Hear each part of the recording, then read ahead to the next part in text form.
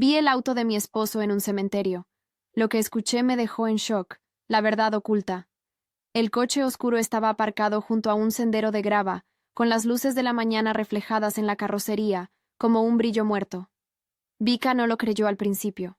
Era la matrícula que Dani había cambiado ese mes, su manera siempre actualizada de evitar los recuerdos. El corazón le dio un vuelco que fue más que sorpresa. Fue un abismo que se abrió bajo sus pies. Había venido al cementerio por el olor del pasto y el silencio, atraída por una necesidad que ni ella misma podía nombrar. No esperaba encontrarse con él allí, arrodillado frente a una lápida pequeña, la espalda doblada como si el peso del mundo se concentrara en sus hombros. Se pegó a la sombra de un ciprés, la respiración contenida, la cámara del teléfono casi lista en mano porque algo, en el último movimiento de su cuerpo, le impulsó a registrar la imagen. No para mostrarla luego, para no olvidar, quizá, la verdad de lo que veía con sus propios ojos. Dani murmuraba. Era un murmullo hueco, íntimo, y Vika lo escuchó como si le hubieran metido la voz dentro del pecho. «Perdóname, papá. Pronto será nuestro. Todo será nuestro», dijo él, en voces que no habían sido pronunciadas para la tumba, sino para un complot tejido en la penumbra. «Tú me enseñaste a esperar». La frase le atravesó como un golpe. No sabía a quién dirigía esas palabras Dani. ¿Al hombre de la lápida? ¿A algún viejo socio? ¿A una idea que llevaba años alimentando? Lo que marcó fue la mezcla de afecto fingido y cálculo frío. No había dolor en su voz, había una promesa. Y antes de que el ciclo de incredulidad pudiera formarse por completo, escuchó otra línea, apenas un hilo, que le congeló la sangre. Cuando todo esté listo, nadie podrá reclamarla. Vika retrocedió sin ruido. El mundo se redujo a 2 instantes, la vista de Dani sosteniendo la cabeza entre las manos, y la réplica, muda y devastadora, del nombre de su hijo en su memoria. Bhima. 1 año ya desde la última cerilla, desde la última canción que le cantó en voz baja durante la fiebre que se llevó su risa. Cada paso, después de esa pérdida, había sido un reloj lento. A ratos tic, a ratos un vacío que no decía nada. Ver a su marido en un cementerio, hablando en voz baja como si la tumba fuera un cómplice, abrió una herida que no había pensado que cerraría nunca. Se sentó unos segundos en el banco bajo el ciprés, las manos temblando. No gritó, no corrió. Lo contempló y, sin entender por qué algunas decisiones se toman con la frialdad de quien mide el terreno antes de disparar, decidió que no habría confrontación ahí, frente a las lápidas. Lo dejó ir, con las palabras de Dani repitiéndose en loop en su mente. Nadie podrá reclamarla. ¿A qué o a quién se refería? ¿A sus bienes? ¿A su nombre? ¿A algo peor? Volvió a casa como quien sale de una película, sin memoria de los semáforos, con la mirada fija en un punto que no existía. La casa estaba en silencio, la cocina impecable, el reloj de pared marcaba una hora que no pedía respuestas.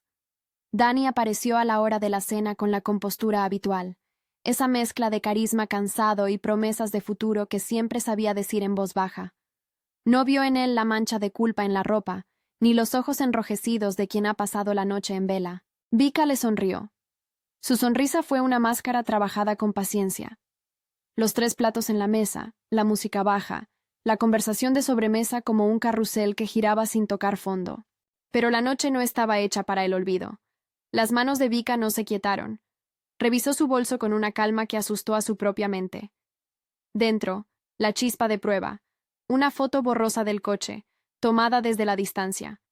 La matrícula, aunque desenfocada, era suficiente. Un papel pequeño con la hora anotada. Ella no lo sabía aún, pero ese trozo de papel sería la primera piedra de un edificio que pensaba derribar sin ruido. Pasaron los días con ataques de normalidad. Vika fingió su rutina con una inteligencia que le dolía. Fue a la oficina, respondió correos, asistió a reuniones y sonrió cuando un colega contó una anécdota. Por la noche, sin embargo, su mundo se convirtió en archivo, mensajes, llamadas perdidas en el teléfono de Dani que ella juró no revisar, pero cuyo brillo la tentaba como un canto de sirena. Un sábado, mientras ordenaba un cajón con la mano, encontró un recibo de lavandería con un nombre que no le era extraño. Putri. No era un nombre local en su círculo, resonó como un aviso, y junto a ese recibo, una pequeña caja de pastillas, comprimidos para dormir, con su etiqueta removida. La rabia coronó su frente, y por un momento, la idea de destruirlo todo le pasó por la cabeza como una posibilidad luminosa. Luego respiró, y eligió otra cosa. Recolección. No creas todo lo que imaginas, se dijo en voz baja. Reúne pruebas.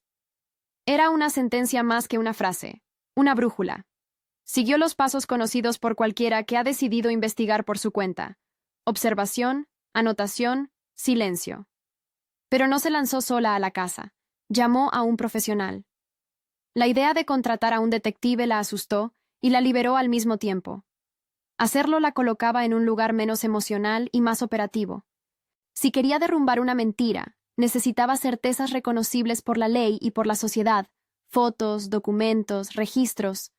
No iba a arriesgarse a ser la mujer dramática que grita en un pasillo. Iba a ser la mujer que prueba. Se encontró con Mateo en una cafetería discreta. Él llegó con un abrigo largo, el pelo salpicado de canas. Miró la foto del coche, escuchó en silencio cuando ella le narró la escena del cementerio. Mateo no hizo promesas grandilocuentes. No dijo, se los haré pagar en tono de novela. Dijo lo que tenía que decir. Necesitamos pruebas que no puedan echar abajo un caso en una corte. Y enumeró, con la calma de quien ha visto muchas historias similares.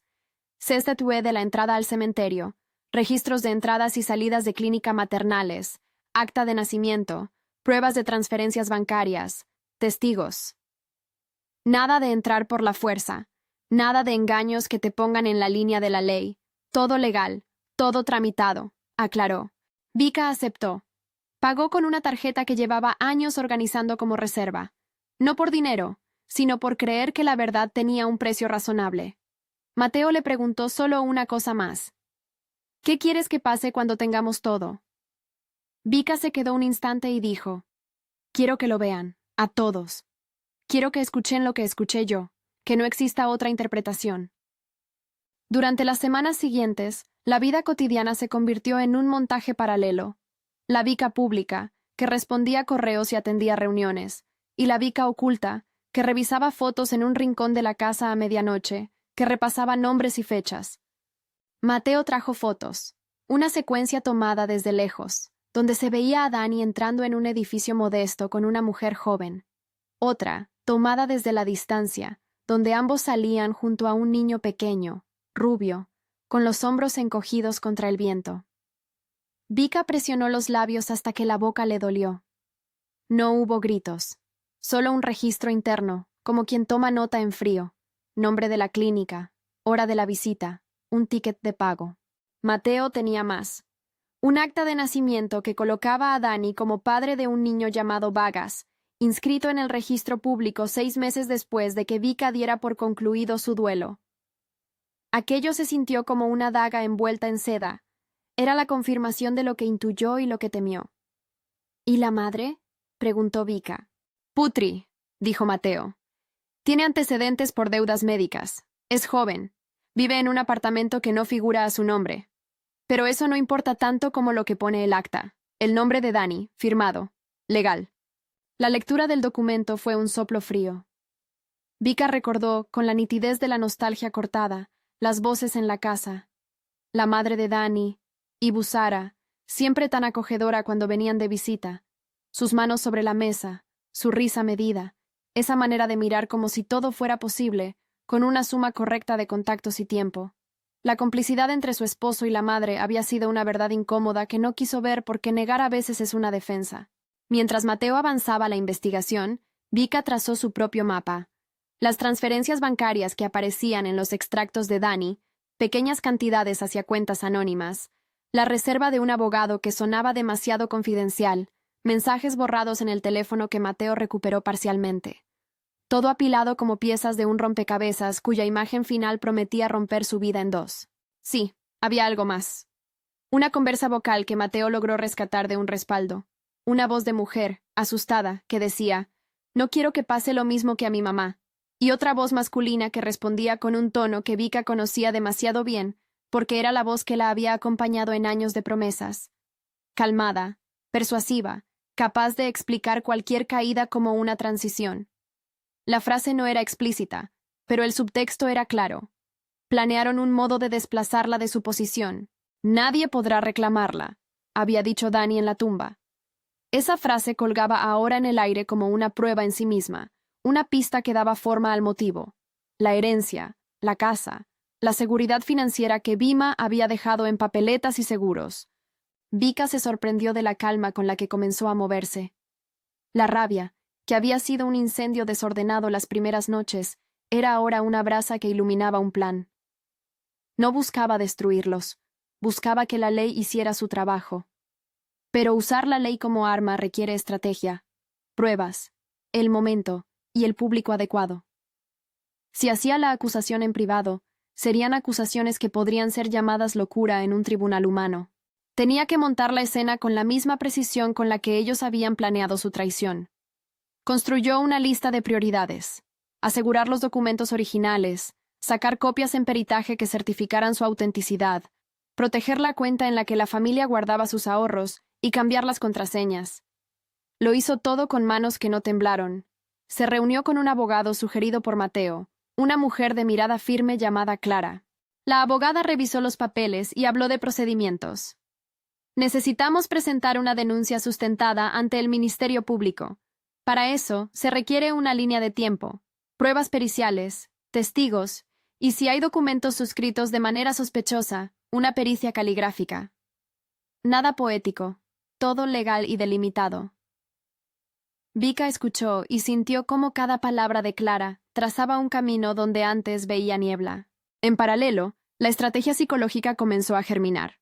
Vika entendió que la reacción de Putri sería clave. Si la joven era empujada a revelarlo todo por vergüenza o por miedo a la ley, los hilos del complot se tensarían. Pero si era protegida por Ibu Sara, entonces la familia de Dani cerraría filas. Vika decidió jugar una carta que no supo si odiaría en el futuro: hacerse vulnerable. No lo haría por debilidad, sino como máscara. Si podía aparecer ante su marido como alguien que sufría y que estaba a punto de perder el juicio, quizá bajarían la guardia. Y cuando bajaran la guardia, la evidencia podría hablar con claridad. La parte oscura de la estrategia, que Mateo le sugirió y Clara aprobó por su potencial legal como señuelo, implicaba el uso de documentos de aspecto dudoso para provocar reacciones, no para falsificar la verdad definitiva. Eran pruebas señuelo, trampas que llevarían a los responsables a cometer errores o a hablar en exceso. Vika sintió un frío interno al aceptar esa táctica, pero lo hizo recordando la mirada de Dani en la tumba y las palabras que lo convocaban. Cuando todo esté listo.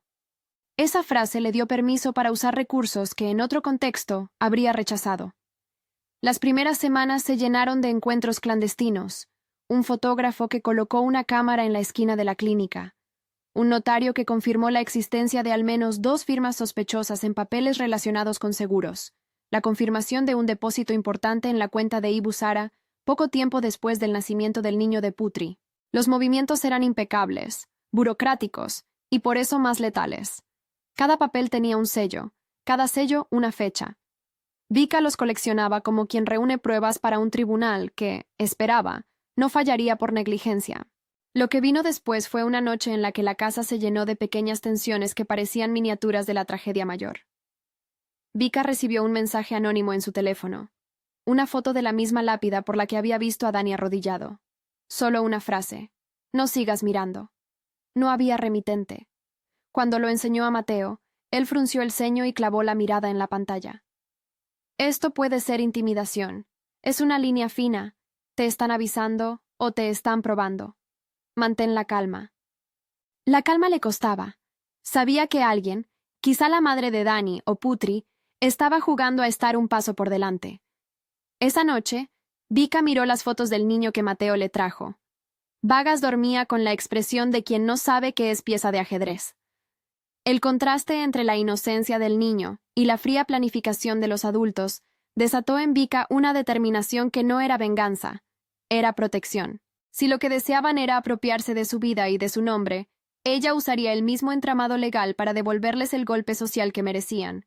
En casa, mientras Dani corta la lechuga sin levantar la vista en la mesa, Vika practica su voz. No hablará con furia. Sabía que si gritaba terminaría exponiéndose sin la fortaleza que ahora había construido. Su voz tendría que ser de seda cortante, elegante, contenida. Aprendió a modularla en el espejo por las noches. Un plan se iba formando en su cabeza con la precisión de un reloj suizo. Una cena, la exposición pública de pruebas, la intervención de la policía esperando en la puerta para formalizar la detención si procedía. Necesitaba para eso que las pruebas fueran incontrovertibles y que la escena fuera innegable para cualquiera que la viera. No todo era calculado con frialdad. Había momentos en los que la rabia brotaba, líquida y caliente, y la imagen de Vima le volvía como una película que no quería proyectar.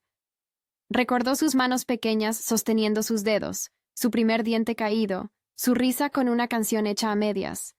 Permitirse ese dolor fue, paradójicamente, lo que le dio fuerza. Cada recuerdo era un juramento que se repetía en su cabeza. No por venganza, por justicia y por la paz que le debía a su hijo. Entretanto, las piezas se movían.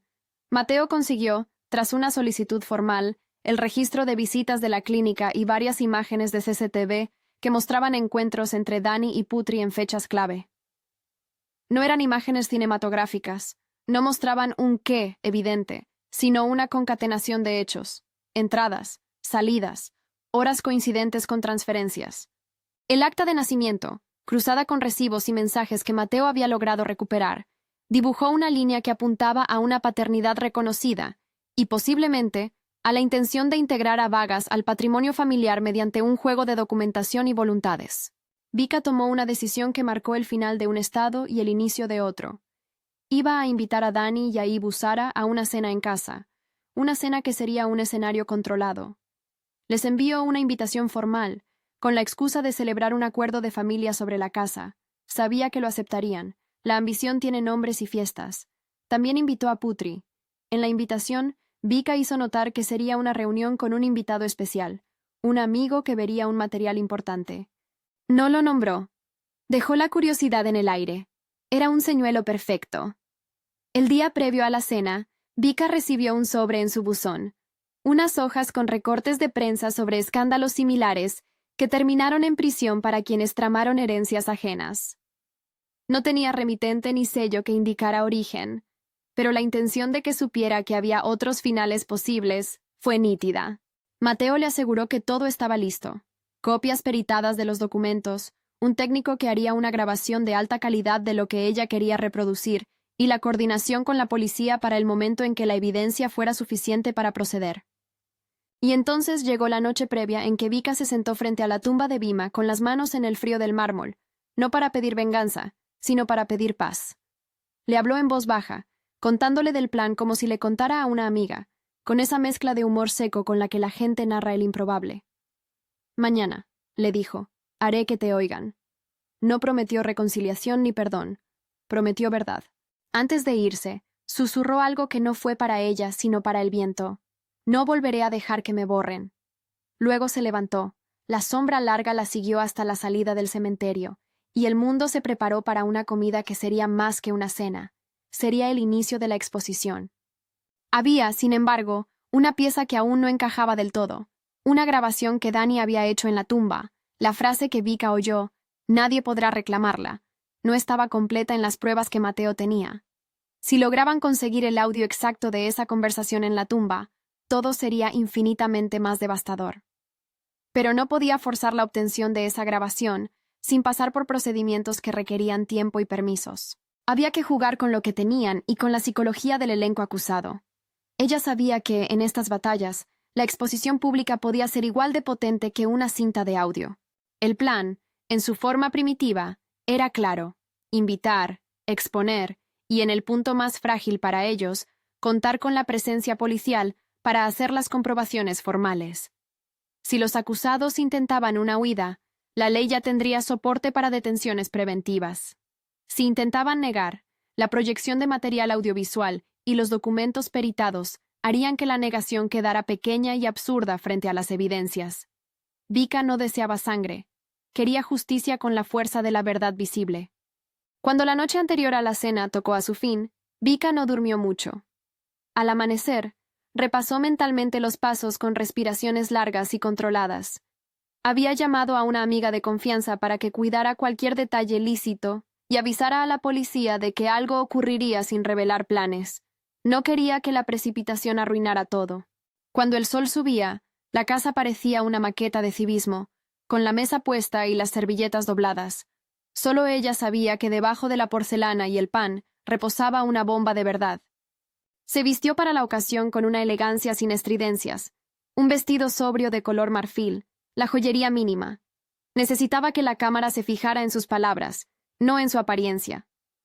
Practicó el discurso una vez más. Sería breve, directo, contenido en el recuerdo de una mujer que duele pero que se erige con dignidad. Cuando el timbre sonó, el mundo se apretó como un resorte. Ella abrió la puerta y dejó entrar a la familia. La cena comenzó como cualquier otra. Los platos circularon, las primeras risas fueron prudentes. Vika dejó que Dani hablara, complaciente hasta que fue necesario. Detrás de la escena, Mateo movía el tablero con la elegancia de quien ha tenido que presenciar demasiadas mentiras.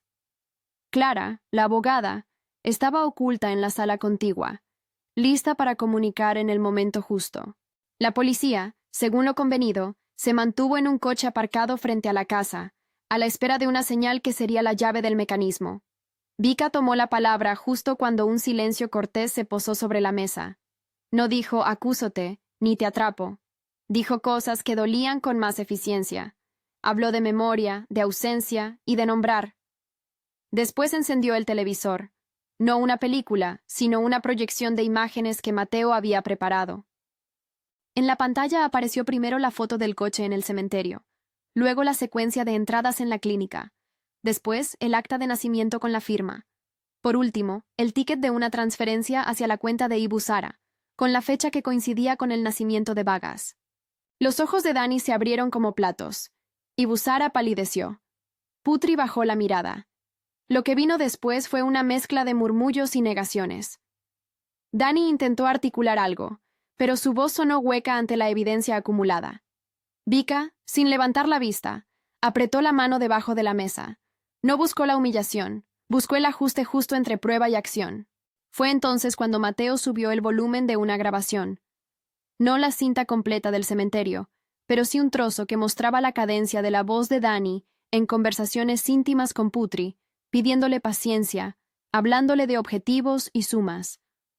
La sala se inclinó hacia adelante. La verdad, presentada con documentos y sonidos, tenía un peso que no se podía soslayar. Y en ese instante, cuando la tensión alcanzó el clímax de su paciencia, la policía tocó la puerta. Era la señal que Vika había orquestado con la precisión que la rabia ha de pulir en quien busca justicia y no venganza. Las manos se enfriaron, las familias se volvieron pequeñas, y el salón que había sido un lugar de comidas se transformó en tribunal efímero. Pero justo antes de que se pronunciara cualquier palabra que hiciera de esa escena un cierre definitivo, algo inesperado sucedió. El teléfono de Putri vibró con un mensaje que ella leyó en la pantalla y que le hizo escupir una risita quebrada. En la pantalla de su teléfono había un video corto, la misma tumba donde Vika había visto a Dani semanas atrás. En el vídeo se escuchaba, nítida y sin distorsión, la voz de Dani diciendo las palabras que Vika había guardado como un hierro en la memoria. Cuando todo esté listo, nadie podrá reclamarla. El salón contuvo la respiración.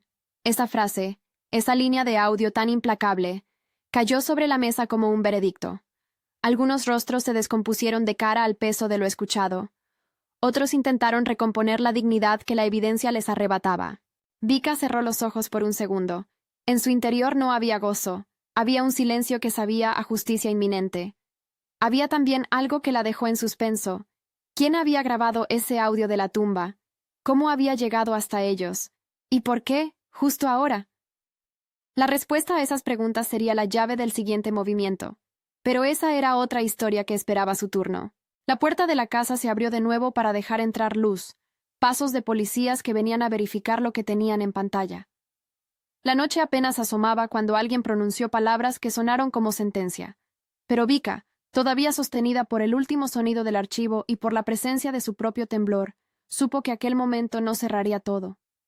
Había más cosas por explicar, más resistencias por desmontar, y un nudo que no era solo legal, era moral y social. Mientras los agentes tomaban notas y recogían copias, Vika sintió una corriente de alivio que no era el final, sino una antesala. Salió a la terraza para respirar el aire nocturno y se apoyó en la baranda. La ciudad, con sus luces y su indiferencia, parecía no saber que esa noche algo había cambiado para siempre. Ella pensó en Bhima, en la tumba fría, en las palabras frente a la lápida, y en la voz de Danny replicándose ahora en otra habitación. No era venganza lo que buscaba. Era la necesidad de que la verdad quedara escrita en los papeles y en la memoria pública. Alguien la llamó desde dentro. Mateo, con la mirada grave, le mostró una notificación en su teléfono. Lo que vio la obligó a contener la respiración. Un mensaje en redes circulaba con un fragmento del video de la tumba, y en el título se mencionaba su nombre. Alguien había filtrado el material de modo público. Las palabras «vi a mi esposo en un cementerio» comenzaban a aparejarse a su historia en la esfera virtual. Y Vika comprendió que eso era un arma de doble filo. Hacía su caso visible, pero también lo exponía a la opinión pública, con sus juicios y sus injurias. Se apoyó en la baranda y dejó que la brisa le mojara la cara. Por primera vez en semanas, permitió que la fatiga la alcanzara. La noche no había terminado, pero un capítulo importante sí había dado su primer giro. Había pruebas, yes. Había conmoción. Y había también un puñado de preguntas que aún no tenían respuesta.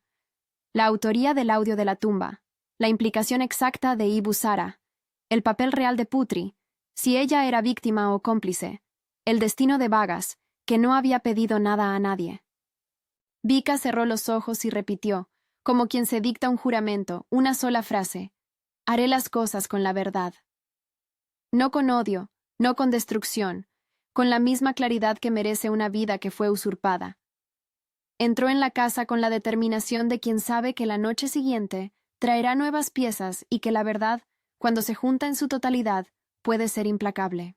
La cena había sido solo el primer movimiento de una batalla larga, y en la penumbra del corredor escuchó, por primera vez desde la visita al cementerio, el latido firme de algo que no era miedo sino resolución. La historia que comenzó en una lápida no terminaría ahí. Apenas había empezado a desvelarse. La puerta se cerró detrás de los últimos oficiales con un murmullo seco. Las luces del salón, que apenas habían cambiado desde el primer plato, ahora alumbraban un escenario en el que el tiempo se había detenido. Vika se quedó en el umbral de la cocina, con la espalda pegada al marco de la puerta, como si ese contacto la anclara a la realidad. No lloró. No huyó. La mezcla de adrenalina y cansancio la dejó momentáneamente muda. Solo había una certeza. La verdad había encontrado por fin un lugar donde pedir cuentas. Los agentes comenzaron con lo previsible: verificación de identidades, copia de las pruebas proyectadas, aseguramiento de los dispositivos electrónicos y toma de declaraciones. Mateo colaboró con profesionalidad. Clara, la abogada, habló con calma cuando fue necesario y luego se apartó para coordinar los pasos formales. Al salir de la casa, Danny fue esposado sin aspavientos. Sus ojos, que habían sabido manipular la ternura y la promesa, estaban ahora perdidos en un agujero que ni él mismo parecía comprender. Putri, pálida y temblorosa, fue retratada en el umbral con la mirada clavada en su teléfono, como si ese pequeño rectángulo fuera su única tabla flotante. La prensa local no tardó en enterarse. Un par de vecinos filtraron la entrada de los uniformados, y en pocas horas, las redes ardieron con fragmentos del video y leyendas que mezclaban compasión y juicio. Vika dejó que esto ocurriera sin intervenir. Había una línea que no quería cruzar. La exposición pública podía ser justicia, pero también podía ser venganza viral. Clara la tranquilizó. El proceso será público. Tú no necesitas actuar como verdugo. Confía en el procedimiento. Lo que siguió fue una maquinaria lenta y meticulosa. La fiscalía recibió la denuncia, y la investigación formal comenzó a desplegar sus pasos. Solicitudes de peritaje, requerimiento de bancos para extraer movimientos recientes, citaciones a testigos, procesos de cadena de custodia para los dispositivos incautados. Todo ello hizo que la sensación de inmediatez que acompañó a la cena se transformara en un tránsito burocrático que, sin embargo, no restaba potencia a las pruebas. Actas firmadas, transferencias registradas, imágenes de CCTV y el audio encontrado que había fulminado más de una coartada. Un detalle que acompañó a esa etapa y que había dejado a Vika con una interrogante fue el origen del archivo de audio de la tumba. No estaba en manos de Mateo desde el principio. Nadie en su círculo parecía haberlo grabado. La explicación llegó en un sobresellado que Clara recibió en su despacho. Una nota breve y una memoria con la grabación, acompañadas de un nombre y un número de teléfono.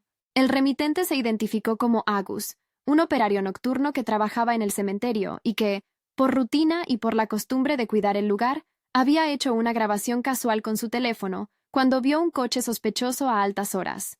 Agus, al ver las fechas y al leer noticias, decidió entregar lo que tenía a quien pudiera usarlo para la justicia. Entregó la grabación en un punto formal, ante notario, lo que permitió que su aporte fuera legalmente válido y, sobre todo, lo convirtió en testigo. Nadie se sorprendió. Los pequeños actos de gente anónima a veces son los que sostienen las grandes verdades. Con la pieza del audio formalmente incorporada, la Fiscalía presentó cargos: fraude documental, conspiración para apropiación ilícita de bienes, falsificación de firmas y una línea de investigación por intimidación y manipulación. La gravedad de los cargos dependía de la cadena probatoria. Por eso, la defensa de Dani intentó en primera instancia desacreditar ciertos documentos, alegando errores de procedimiento. Sin embargo, cada documento que ellos cuestionaban tenía un respaldo técnico: peritajes caligráficos, sellos oficiales con comprobantes, registros bancarios certificados. La red que habían urdido para integrar a Vagas en el patrimonio y para desplazar a Vika ya no era una sospecha. Era una sucesión de hechos documentados que tendían a lo que en derecho se llama un plan premeditado. Putri, al principio, se mantuvo en silencio durante las rondas preliminares. Sus defensores plantearon una versión de vulnerabilidad, deudas que la habían empujado, manipulación emocional y promesas de un hombre que sabía usar la palabra para construir castillos de humo. Fue una defensa plausible y, al mismo tiempo, incómoda para Vika, que no deseaba ver en la joven un enemigo absoluto. Había en Putri la evidencia de una persona que había usado herramientas con hambre y miedo. No era el cerebro de la operación, pero no estaba tampoco exenta de responsabilidad. Esa ambivalencia complicó el calendario judicial. ¿Era cómplice o víctima? La respuesta la daría el proceso. Mientras los trámites avanzaban, la vida de Vika se transformó en un calendario de audiencias, reuniones con la Fiscalía, asesoría para la protección de activos, y en lo íntimo, sesiones con una terapeuta que la ayudara a procesar el duelo que reaparecía cada vez que el nombre de Vima cruzaba una conversación. No era un capricho, era una necesidad. El dolor por su hijo y la traición del hombre con quien había confiado eran dos huesos que se rompían con diferente ritmo, y ella tuvo que aprender a curarlos por separado. La primera audiencia preliminar fue una puesta en escena casi teatral. La Fiscalía presentó un panorama general, la defensa se mostró combativa, y los jueces ordenaron medidas cautelares. Dani quedó con prisión preventiva por el riesgo de entorpecer la investigación y por la gravedad de los hechos comprobados. Putri, por su parte, quedó en libertad condicional con restricciones, entrega de pasaporte, comparecencias periódicas y obligación de someterse a un tratamiento psicológico y a controles económicos. Estas decisiones no satisfacían del todo a nadie, pero cumplían la función de dar un margen legalmente aceptable para que la investigación profundizara. Y Busara, cuya mano siempre había parecido hábil para las redes de influencia, enfrentó las consecuencias de la exposición. Los movimientos bancarios explicaban en parte su confort: depósitos vinculados a fechas clave, recepción de transferencias que coincidían con el nacimiento de Vagas, y con otros pagos que ahora aparecían como comisiones por facilidades. La Fiscalía la citó, y ante la presión, su red de contactos empezó a resquebrajarse. Amiga de recibimientos y visitas, ahora era objeto de recelo. Cenas que antes cerraban con risas ahora terminaban con silencios afilados. El precio social fue tan real como el legal: exclusión progresiva, negocios que se cerraban y la pérdida de la buena voluntad que, a veces, vale más que el dinero. En medio de ese fragor judicial, Vika recibió un llamado inesperado. El Servicio de Protección de Menores quería hablar sobre el destino de Vagas. La Fiscalía había pedido medidas preventivas. El niño no podía quedar en un ambiente que, según los indicios, había estado comprometido por manipulaciones adultas. Los investigadores no buscaban separarlo sin más. Querían asegurarse de que alguien con la capacidad emocional adecuada asumiera su guardia temporal. La pregunta que subyacía, y la que a Vika le dolió admitir en voz alta, era si ella, aún marcada por la pérdida del propio hijo y por el proceso legal, podía ser la figura que ofreciera estabilidad. En la oficina del Centro de Protección, Vika se encontró con una social worker llamada Lucía, que que habló con claridad y sin sentimentalismos. No es una decisión inmediata. Tenemos que evaluar contexto, vínculos y posibilidades de reintegración. Lo más probable es que el menor vaya a un hogar temporal mientras se dilucida su situación. Si hay familia extendida que pueda hacerse cargo con garantías, eso es lo primero. Si no, el Estado tendrá que intervenir. Para Vika, la respuesta fue un golpe en la cara y al mismo tiempo una liberación. No podía salvar a Vargas, no en ese momento, pero podía asegurarse de que nadie lo usara para justificar una sombra mayor. Haré todo lo que esté en mi mano, prometió sin explicación. Y cumplió. Facilitó información, documentó lo que tenía y defendió, frente a la fiscalía, que el interés del niño debía primar sobre cualquier supuesto de conveniencia familiar. Las semanas posteriores fueron un compás de espera con capítulos intensos. Vika tuvo que declarar en más de una ocasión. Su testimonio fue medido, claro, sin ese ardor que la rabia le ofrecía como sostén. Narró lo que había visto en el cementerio, habló del dolor por Vima y de por qué había elegido la vía de la recolección de pruebas antes que la confrontación directa. Sus palabras, en tribunal, no buscaban revancha, buscaban que una serie de hechos quedara trazada con precisión. Al mismo tiempo, ofreció datos que la fiscalía aunaba con la labor pericial. Copias de actas, extractos, correos y los resultados de análisis forenses que vinculaban firmas y comprobantes. El juicio se transformó en un teatro de versiones. La defensa de Dani intentó construir una narrativa alternativa, una relación paralela cuya intención, suplicaban, no era la apropiación, sino el simple reconocimiento de una paternidad. Alegaron que la firma en el acta adolecía de manipulación probatoria y que Putri, en su condición precaria, podría haber sido coaccionada. Sin embargo, la fiscalía sostuvo una tesis diferente, que existía un plan sostenido y una voluntad deliberada de incorporar a Vargas al núcleo económico de la familia, con la colaboración de terceras partes que facilitaron documentos y transferencias. Las pericias caligráficas resultaron importantes. Mostraron coincidencias en firmas y en patrones que no se justificaban por simples casualidades. Los movimientos bancarios confirmaron una periodicidad sospechosa. En la audiencia central, cuando la sala estuvo llena de esa humedad de expectación que acompaña a los momentos decisivos, Vika subió al estrado con una serenidad adquirida a fuerza de preparación. No había en su rostro la ruina de quien va a implorar. Había la compostura de quien sabe que su palabra puede ser el puente entre la memoria de su hijo y la justicia. Habló sin florituras. Recordó a Vima con precisión afectuosa. Dijo por qué la palabra «nadie podrá reclamarla» le había sonado a sentencia, y describió el proceso por el cual había reunido pruebas legales. No pidió castigo por placer. Pidió que la verdad tuviera consecuencias. Las declaraciones de Mateo y de los peritos dibujaron, con una sucesión de comprobantes y testimonios técnicos, un mapa que no dejaba margen para interpretaciones complacientes. Entre las pruebas, hubo billetes con comprobantes de depósito, registros de llamadas, mensajes recuperados y un peritaje que explicó, con lenguaje neutral, cómo se habían producido ciertas maniobras documentales. La fiscalía cerró su alegato con una claridad que no necesitaba enfado. No es una cuestión de corazón roto, es una cuestión de delitos que perjudicaron a una mujer, a un niño y a un patrimonio. La ley existe para eso. La defensa de Dani buscó fracturas. Intentó presentar a Putri como el asta principal y a Ibu Sara como una benefactora que solo había asistido en cosas menores. Fue una defensa numerosa, pero la solidez de las pruebas y la congruencia de los relatos resultó aplastante. Cuando el jurado, o el tribunal, según la jurisdicción, leyó su veredicto semanas después, la palabra culpable cayó con un peso que no fue celebratorio para Vika. No hubo saltos ni brindis, hubo un reconocimiento. Lo que había sido un hilo tembloroso de sospechas se convirtió en una trama desmenuzada y sancionada. La condena fue realista en su severidad. Dani recibió una sentencia que incluyó prisión y la restitución de bienes. Ibu Sara fue condenada por complicidad y por recibir transferencias de origen dudoso que no pudo justificar.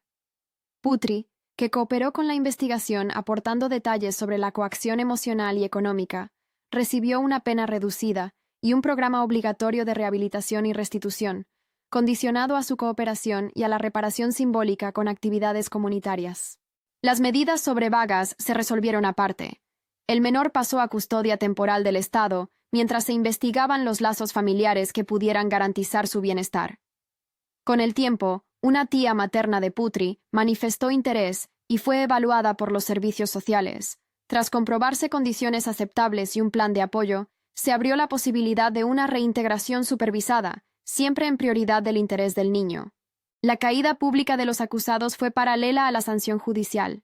Ibu Sara, cuya vida social se había alimentado de sonrisas convenientes y apariencias, experimentó la crudeza del insulto público. Negocios que antes le sonreían ahora le cerraron las puertas. Amistades se volvieron frías. El sistema que la había sostenido, basado en redes y confianza, se fracturó. No hubo escenas de sadismo por parte de Vika, solo la constatación de una verdad que dejaba a muchos expuestos. La gente que la había aplaudido en cenas y entregado favores, ahora encontraba motivos para distanciarse. La exposición social fue su propia condena. Para Dani, la prisión fue un descenso brusco desde la vida de privilegios. Sus días, antes dedicados a maniobras y promesas, se volvieron frío institucional. No hubo escenas de violencia. Lo que mostró la cárcel fue, sobre todo, el tiempo materializado. Tardes largas para reflexionar, visitas con abogados, reveses. En algún momento, cuando las visitas habían mermado y las llamadas fueron menos frecuentes, Dani escribió una carta que llegó a Vika a través de su representación legal. No buscaba reconciliación. Pedía, en cambio, una verdad que él sabía innegable, la suya. Sus palabras eran un lamento y una admisión a medias.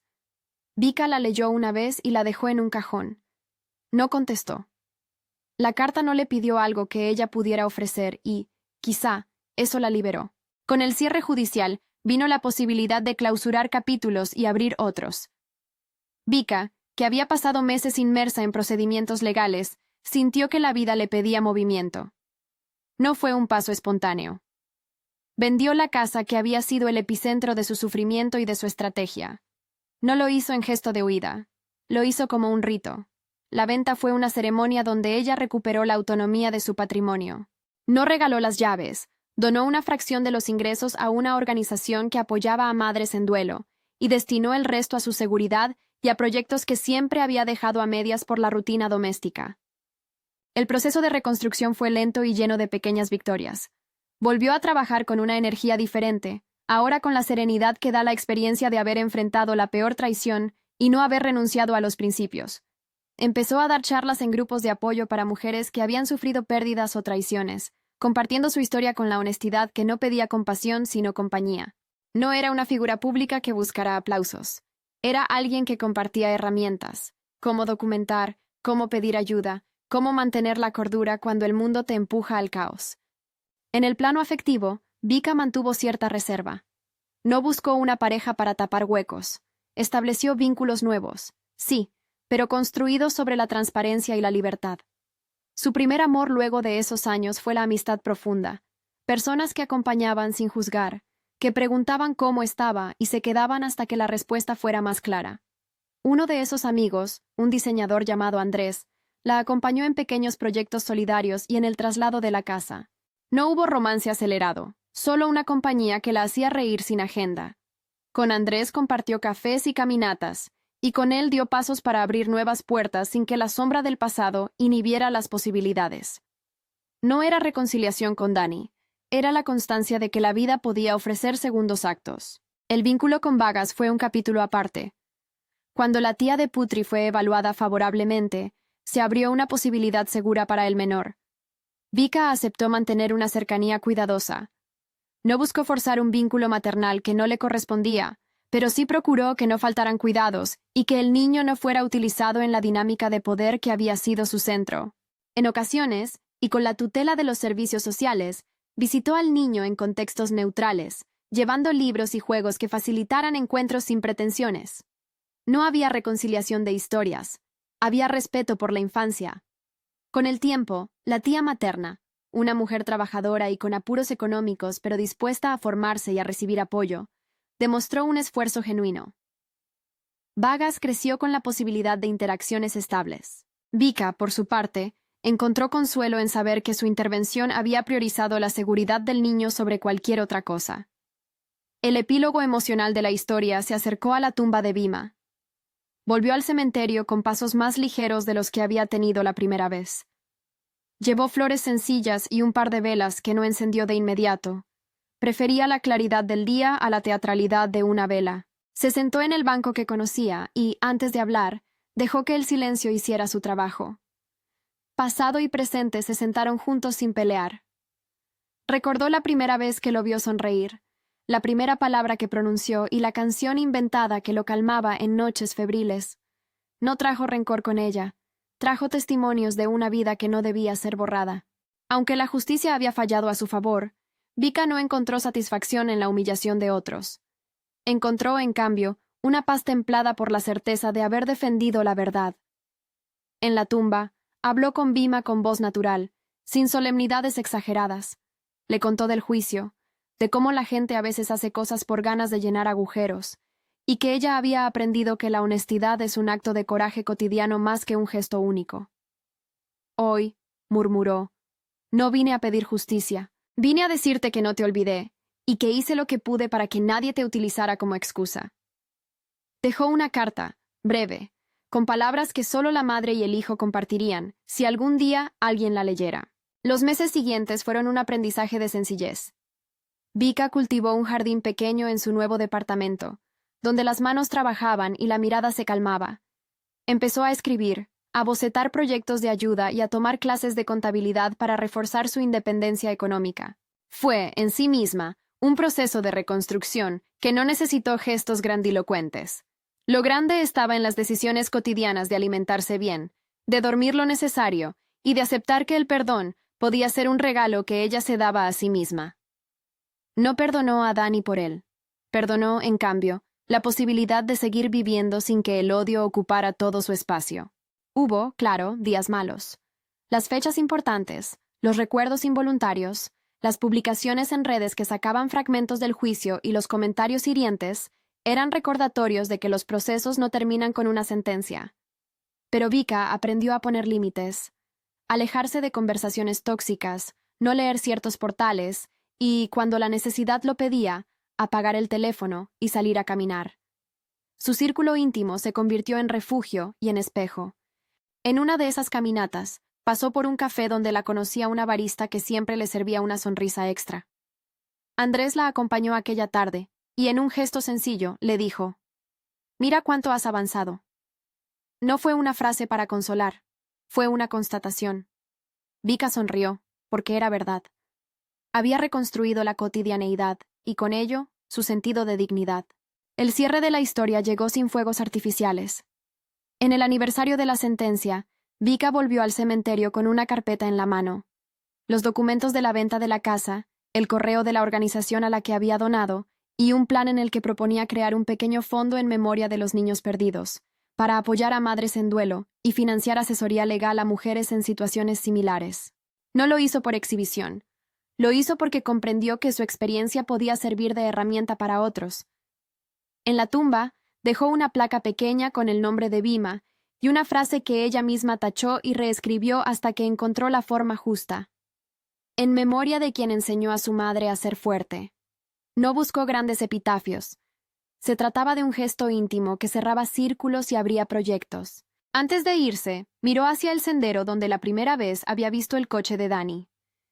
El lugar, que tiempo atrás le había arrancado la respiración, ahora estaba poblado de memoria pero sin amenazas.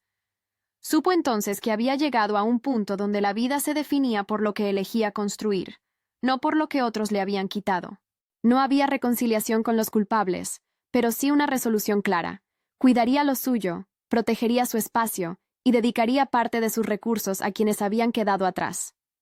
En el cierre final, la figura pública que su historia había pintado no la transformó en heroína mediática, la convirtió en alguien que, con pasos tensos y luego firmes, había apostado por la verdad y por su propio renacimiento. La fama efímera de los titulares borró las filigranas del dolor, pero no borró el trabajo real, las audiencias, los peritajes, las noches sin dormir y las conversaciones con un hijo que ya no estaba pero que seguía siendo la brújula. Al volver a casa esa tarde, Vika dejó la carpeta sobre la mesa y encendió la radio. Sonó una canción que no tenía nada que ver con tribunales ni cementerios. Era una canción pequeña, de esas que parecen hechas para momentos domésticos. Se permitió, Por primera vez en mucho tiempo, una sonrisa sin vértigo. Había cosas que no se resolvían con justicia humana, otras sí. Ella se responsabilizó por las segundas y aceptó las primeras como parte de una trama mayor que, de algún modo, acompañaba la condición humana. Antes de cerrar los ojos aquella noche, escribió en su diario una frase que sintetizaba lo aprendido. La verdad es mi refugio, no mi arma. No buscó que esa frase fuera una sentencia moral, la hizo un recordatorio. Al apagar la luz, la última imagen que conservó no fue la del coche en el cementerio, ni la de la mesa de la cena con la pantalla encendida. Fue la de la sonrisa breve de Bhima en una foto antigua. Y con esa imagen, se permitió dormir.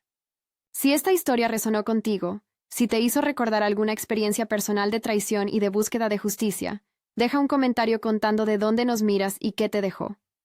Y si quieres escuchar más relatos que mezclen verdad, coraje y reconstrucción, suscríbete y comparte esta historia con alguien que necesite verla. La verdad, cuando se pone en palabras, no solo libera a quien la cuenta, puede dar fuerza a quien la escucha.